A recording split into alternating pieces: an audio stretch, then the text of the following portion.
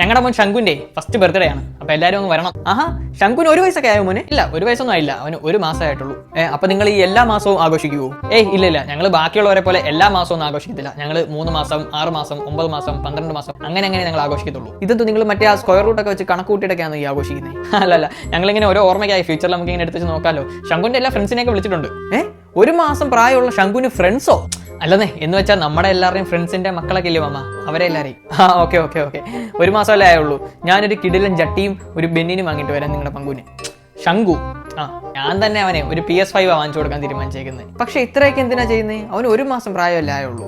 വലുതാകുമ്പോൾ അവൻ ഇതൊക്കെ ഓർത്തിരിക്കുവോ? അത് വലുതാകുമ്പോഴേ നമ്മൾ ഈ ഫോട്ടോസൊക്കെ അവന് കാണിച്ചു കൊടുക്കും. അപ്പൊ അവൻ ചിന്തിക്കത്തില്ലേ, പണ്ടായ കാലത്ത് അച്ഛൻ നമുക്ക് വേണ്ടി എന്തൊക്കെയോ ചെയ്തിട്ടുണ്ടെന്ന്. അപ്പൊ പാർട്ടി നിങ്ങൾക്ക് വേണ്ടി ചെയ്യുന്ന പേര് മൊത്തവും കുഞ്ഞിനും. കൊള്ളാം. മാമൻ ഇത് എന്തോ കുഴപ്പം? ഞാനൊരു പാർട്ടിക്ക് മര്യാദയ്ക്ക് വന്ന് വിളിച്ചപ്പം ഇരുന്ന് കുറ്റം പറയുന്നോ? മാമൻ വരണ്ട, പാർട്ടിക്ക് വരണ്ട. അല്ലെങ്കിൽ പിന്നെ അങ്ങ് വരും. പിന്നെ ഞാനില്ലാതെ നിന്റെ ഈ പങ്കു കേക്ക് കട്ട് ചെയ്യാൻ പോകുന്നില്ല. പറയും മാമൻ വന്നില്ല. ശംഖു, പങ്കു, ശംഖു, ശിങ്കു, ശംഖു.